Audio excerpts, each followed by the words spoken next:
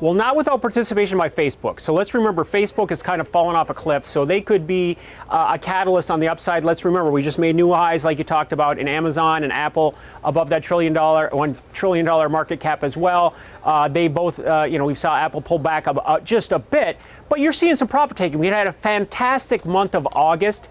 Again, let's remember, we're only a couple of days in, and today we did see a positive move in the NASDAQ after a couple of sessions with continued profit taking. So I'm not concerned. I haven't been concerned. I think this will be opportunity. But I think Facebook right now is pretty important after pushing down and coming down to these new relative lows. The one stock I am paying attention to that I think offers value here in this area anyways is Twitter. Twitter was at 47 not so long ago. It's dropped down. It's finding support at this $30 level. 30 is an important midpoint of the action. We've rallied from $15 all the way up to 47. And so I'm looking at some calls, buying some time, buying some December options, in the money options, the 26 strike. 26 is the lowest that we've seen in the last 6 months. So that's why I'm looking to play, because I like the reward to risk here at these levels, looking at that overall group of stocks to make another run to the upside. What about Apple? I note that there was some weakness. I think for 4 days now we have seen that weakness in Apple. I think it's its longest losing streak since April. We saw that tweet from President Donald Trump over the weekend, sort of pressuring and saying that he will be targeting the iPhone maker. But we're also coming into a really important week for Apple, where they'll be launching some of their new products. And we usually see a little bit of momentum, I think, in the stock ahead of that product launch. So I suppose we're just looking to see whether any of this weakness in Apple can actually turn around ahead of that really important product event.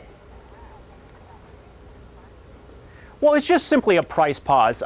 This stock had gone, essentially straight up in the last couple of months. Let's remember, months and months ago, nobody was interested in Apple, and they didn't think they'd be able to turn around, and they didn't think that $1 trillion market cap was possible. So you can see how the mentality's changed. Maybe people have recently learned to take some profits here after this amazing run. So let's see where we're at. But again, if you keep an eye on Apple and Facebook, had moved, if you look at their price action over the last couple of years, almost exactly in tandem.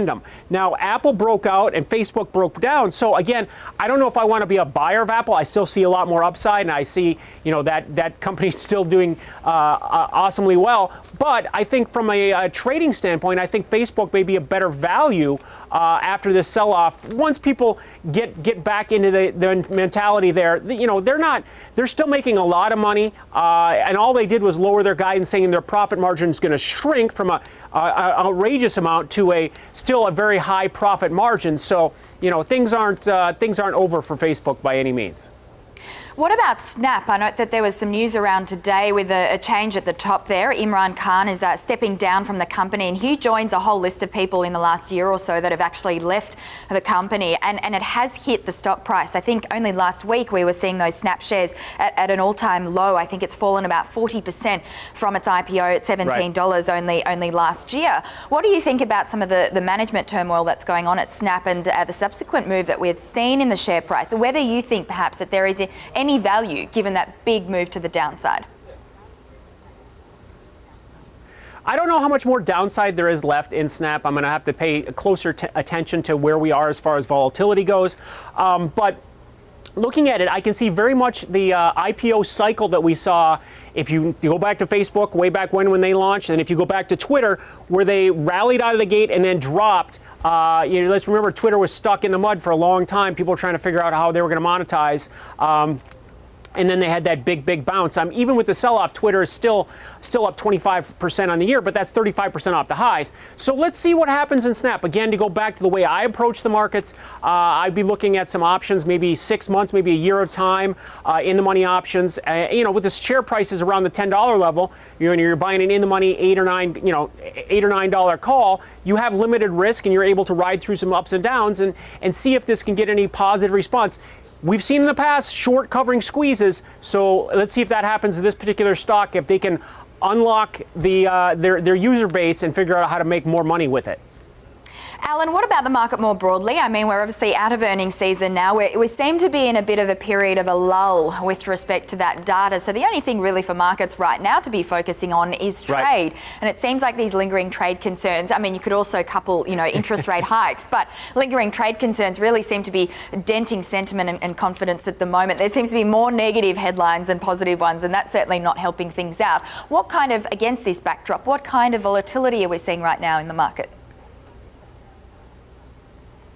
Well, we saw a little bounce in the VIX. VIX got up to 15. I think we were at the highest level since the middle of August. So again, it's only 3-week highs. It feels like we've had a little bit of a rise, but we have the support at 10 and the resistance at 15. And truth be told, this was the range that we traded in from last year until the big VIX explosion that we saw in February. So for 8 months, we traded within 10-15 range. We've come back to that 10 to 15 range in the VIX again. Let's remember that 20 is the long-term average of the VIX. So we're still significantly, even at 15, which is dramatically off the low, we're still significantly lower than the long-term average as far as you look at volatility. I think there's some other things to pay attention to. We're coming into storm season here in America. That could impact some of the energy markets when we get into hurricanes and so forth. You talked about the Fed. They're going to raise rates in September, and there was a 65% chance they're going to raise them in December. So that's already factored in the market. I think we've talked about this time and time again, but I'm going to get back to it one more time. The dollar. The dollar's hanging around this 95 level. If you can get back down below 94 or so, then we're going to have a significant top in place, and that could be very positive for a lot of commodities and a lot of stocks, and could be another leg higher for the overall macro market. All right, fantastic. Alan Nachman, really appreciate you joining us as always. Thank you so much, and we'll look forward to talking again next week. Thank you.